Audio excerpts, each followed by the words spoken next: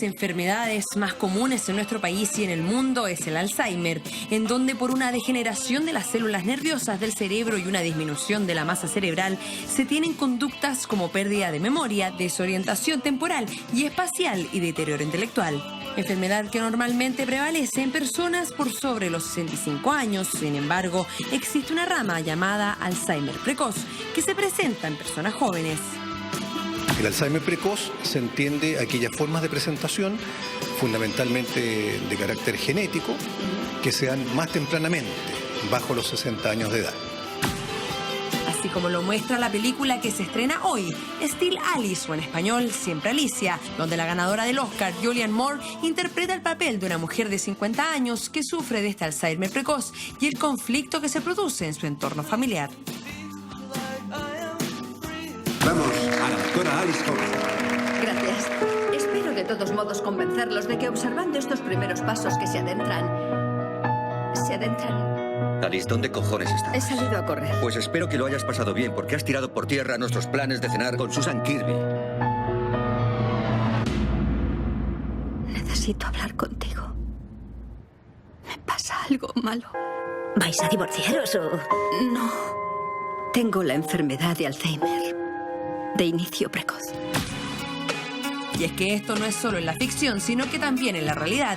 Estas son las fotografías de Carmen Gloria, quien siendo una reconocida asistente social, el año 2012 fue diagnosticada de Alzheimer, hecho que la obligó a jubilar tempranamente. Todo esto con tan solo 50 años. Historia muy parecida a la de Susana. Pero ¿cuáles serán los primeros síntomas del Alzheimer a temprana edad? Fundamentalmente, por ejemplo, a través de la repetitividad, y empiezan a afectar el funcionamiento de la persona y se acompañan de otros defectos, alteraciones en el habla, por ejemplo, en el uso del lenguaje, en la orientación, en la capacidad para organizar el día a día y tomar decisiones, y eso tiene un carácter progresivo e increciendo. Bueno, eso obliga a pensar en un problema de este tipo. Hoy en el mundo, 44,4 millones de personas tienen Alzheimer, número que aumentará a 135 millones para el 2050. Y es que en Chile esta enfermedad ha ido en aumento, triplicándose desde 1990. Las muertes por esta causa pasaron de las 3.151.000 a las 8.862.000 en el 2013. Tanto que Chile se ubica dentro de los 50 países con mayor riesgo de esta enfermedad, con un 23,47% de incidencia, nada comparado con países como Finlandia, España o Suecia. Los motivos de esta enfermedad aún no están claros, pero no se descartan teorías. Los factores de riesgo. El factor de riesgo más importante es la edad.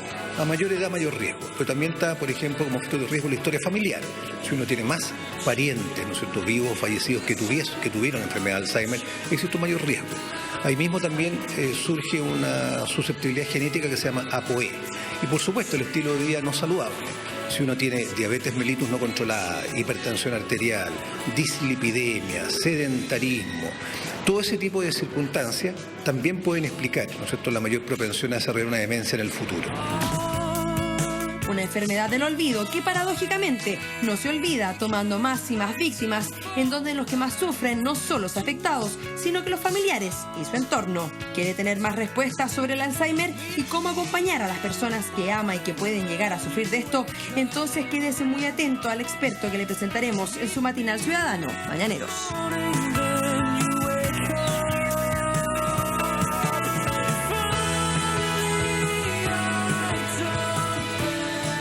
Para hablar de esta enfermedad que afecta principalmente a las mujeres, se encuentra con nosotros Marjorie Vázquez, psicóloga clínica. ¿Cómo estás, Marjorie? Buen día. ¿Cómo están?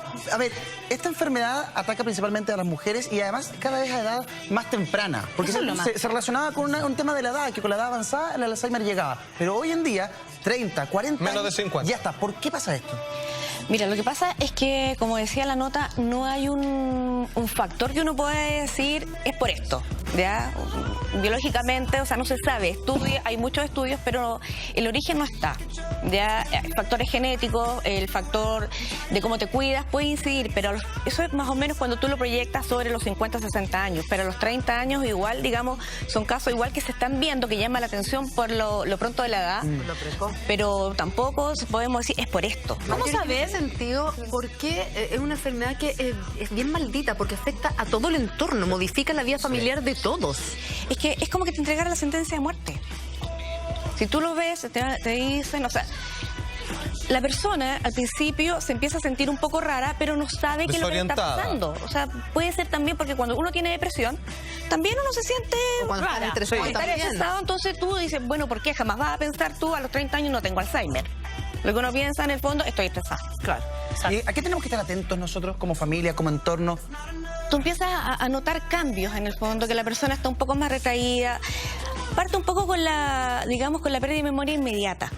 O sea, hay cosas que se te empiezan a olvidar y a medida este olvido, tú puedes, digamos, tener el recuerdo global, pero no el detalle. ¿Ya? Por ejemplo, entonces ahí cuando esto empieza a ser un poco más repetitivo, ahí uno empieza a poner ojo. En la revista Paula salió un reportaje y cuentan la historia de Carmen Gloria Marambio, que ella estaba, por ejemplo, un día haciendo clases, estaba el PowerPoint y de repente no supo qué tenía que decir. Se fue completamente a blanco, pero así, completamente, no tenía idea de lo que tenía que decir. Llegó a la casa, le contó a su familia y todo al principio, todos los doctores, deben haber sido unos 10 doctores que vio, todos le decían que era estrés. Claro. Pero después de recetarle vacaciones, después de haber descansado, ella seguía igual. Incluso se le empezaba a quedar la olla, por ejemplo, con el fuego prendido y se olvidaba que estaba. Entonces empezó a ser peligroso para ella y para todo su entorno también. Por eso es como te lo decía, o sea, el Alzheimer, y especialmente el Alzheimer a temprana edad, modifica la vida familiar, modifica la vida del entorno. ¿Cómo la familia puede apoyar a una persona que está enferma de Alzheimer? De partida, en el fondo, la persona, digamos, cuando ya es mayor, es como un poco más aceptable ya, pero a los 30 años o edad joven, tú sabes lo que te va a pasar, tú sabes para dónde vas. La familia se modifica en 3 ámbitos. En la parte estructura, tiene que ver también con el ciclo de vida, que va la parte evolutiva donde va la familia. O sea, si tenemos una mujer con 30 años o 40 años con Alzheimer, tiene niños chicos, ¿qué va a pasar con ellos? Sí. También la parte de la estructura familiar y también la parte emocional. ¿Sabes qué? Hay una frase en la película, Siempre Alice, que ella dice, hablándole a su marido, que es Alec Baldwin, dice, tengo miedo, Ale, porque probablemente este será el último año donde yo voy a ser la persona que tú conoces. Y es bien terrible, porque voy a desaparecer. Yo no los voy a conocer a ustedes y ustedes no van a saber quién soy yo, porque yo no tengo la menor idea. Es bien terrible. Es súper triste, porque en el fondo la persona te está... O sea, tú la ves, tú sabes que está ahí, respira, come, pero su esencia ya no está. Claro. Entonces, ¿cómo empezar? ¿Cómo asume esto? Hablándolo, expresándolo.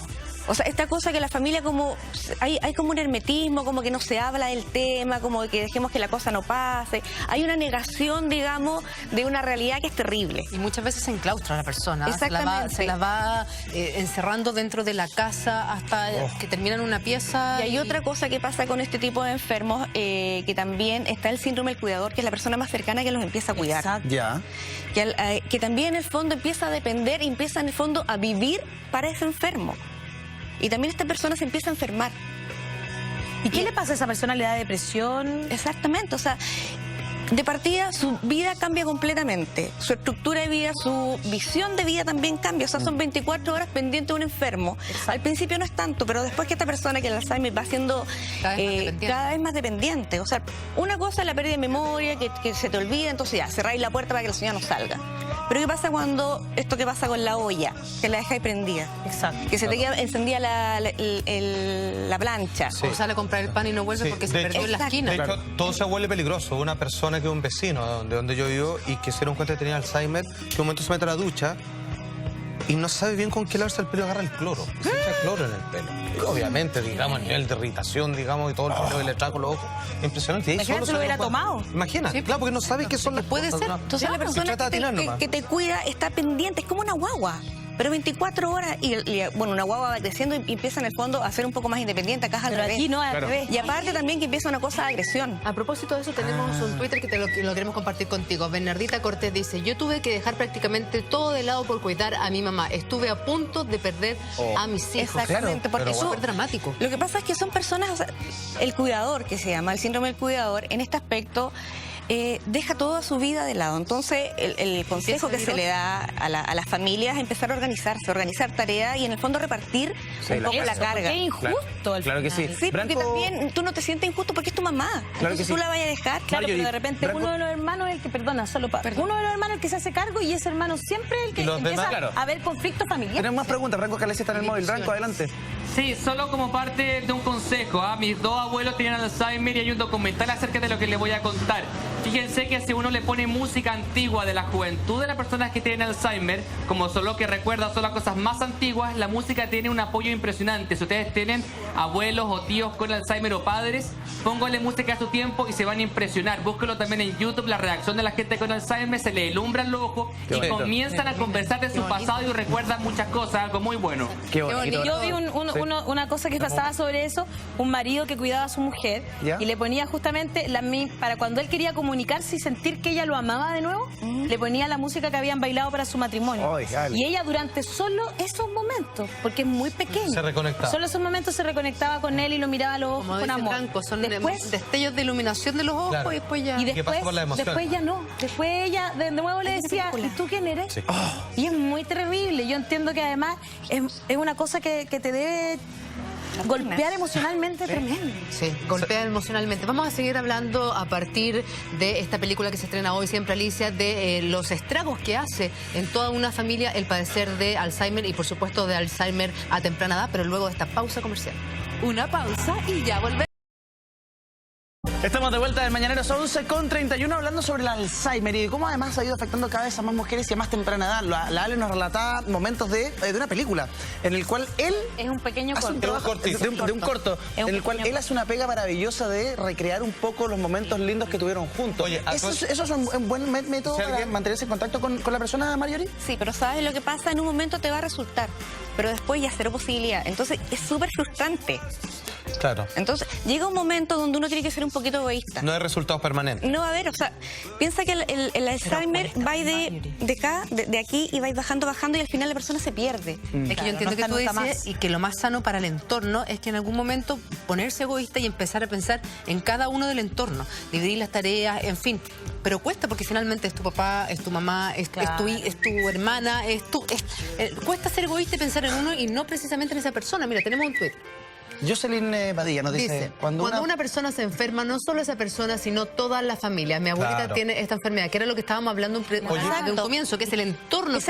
Mucha gente preguntaba, quiero dar el dato de lo que mencionó Branco Carlesi, que está en Netflix, hoy por hoy disponible, este documental donde a la gente lo conectan con música de su juventud y las personas reaccionan y como que incluso se reconectan con quien está a su alrededor. Se llama Alive Inside, vivo por dentro. Alive Inside, vivo por dentro. Branco, y en el caso de tu familia, ¿cómo lo hicieron? Porque de alguna manera Marjorie, nuestra psicóloga, dice como que hay que en algún momento entender que está una condición que solo va a ir empeorando y hay que empezar a pensar en el entorno, en los que van a seguir viviendo normalmente, como uno podría llegar a decir. Branco, ¿nos escuchas? Perdón, pensé que estaba preguntando. No, Branco. Sí. Ya, pues estamos hablando de un tema serio, hombre. Mi abuela, mira, tengo dos abuelos. Un abuelo que está muy avanzado, que se mezcla entre Alzheimer y demencia senil, que son dos cosas distintas, que me encantaría preguntarle cuál es la diferencia.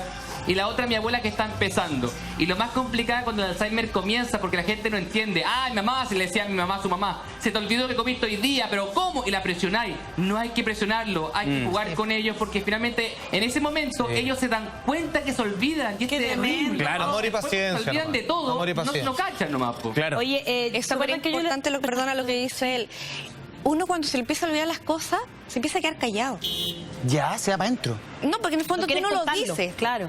Porque te empieza a dar miedo, entonces empiezas como empezamos a buscar otro significado, digamos, otra explicación a lo que me está pasando. Y además que es súper fuerte llegar a un minuto en que entender que tu cabeza no está funcionando como tú de verdad venías funcionando. Y asumir ese proceso es tremendamente complejo. Y además para lo que van quedando callados, claro, porque hay miedo de que te lo digan y cuando te lo dicen no hay una vuelta atrás. Y tu familia tampoco lo quiere aceptar. ¿Se acuerdan que yo le relataba a Carmen Gloria que da su relato a la revista Paula? En realidad es su familia la que relata porque ella ya no está. Exacto. Entonces, Carmen Gloria era tan trabajólica que le decían la guaripola, porque ella era como todo el día trabajaba. Y ella se quedó en blanco en este PowerPoint. Entonces dice que el bloqueo que sufrió en Concepción volvió a repetirse los meses siguientes, la estamos viendo a ella. Carmen Gloria se sentía extraña y no rendía igual que antes. Decía que le costaba mucho hacer sus informes y que leía sus textos y encontraba frases incoherentes. Yo al principio no le creía. Mi mamá era tan inteligente que no entendía que se le olvidaran las palabras. Incluso la retaba. Cuenta Sofía, una de sus hijas. Es la reacción lógica. Claro, que tiende uno a retarlo, ¿no, Branco? les puedo contar algo muy lindo que el Alzheimer es horrible, ¿no? Pero sí tiene una cosa que es muy bonita, que no me lo crean, porque las cosas feas siempre se encuentran cosas lindas. Me pasó ayer con mi abuelo. Mi abuelo está en un hogar. Y fíjate que de las 5 veces que lo voy a ver a la semana, 4 no me reconoce. Pero de repente las neuronas se unen y él se le enciende el ojo y me dice, Branco, ¿qué haces acá? Y de verdad que yo siento como que no te invito hace mucho tiempo. Me abrazó, se puso a llorar y me dijo, quiero que sepas que te quiero con todo mi corazón. Y a los pocos minutos se desconecta. Pero ojo, que esos minutos que te dan de regalo son muy lindos, porque en la vida uno no dice esas cosas, pero ellos cuando se conectan aprovechan de decirte. Hay un video en YouTube, búsquelo también. Se escribe, mamá reconoce a hija. Y la hija está en la cama con la mamá, ¿no? Y le dice, mamá, ¿tú cómo estás? Bien, no sé quién eres. Y de repente, oye, mamá, ¿y cómo me llamo? Y la mira y le dice, Jacqueline. Pero mamá, ¿y quién soy yo? Eres mi segunda hija y te amo con todo mi corazón. Es para llorar. Oye, y hay una fotografía también que apareció este fin de año, cuando cambiamos del 2014 a 2015, de un italiano que tiene a su abuela en brazos. ¿La han visto? Es tan linda. Y él le puso un mensaje que era muy bonito, que también decía, ella me tuvo tantas veces así, ahora yo la estoy retribuyendo.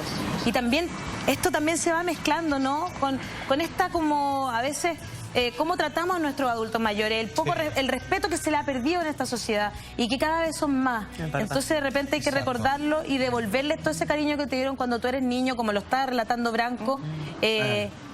A veces es tan fácil, no es tan difícil, ¿no? Sí. Yo sé que es complicado, pero pucha, un abrazo. O sea, es que el mismo esfuerzo enojarse que estar alegre, elija lo otro. Y además, 100%. Nuestro abrazo a toda la gente que hace algo por alguien que tiene Alzheimer. A todas esas personas que están a cargo de sus familiares con Alzheimer. Compadre, la pega que hacen, el sacrificio que hacen. Yo sé que Branco está súper emocionado en nuestro móvil.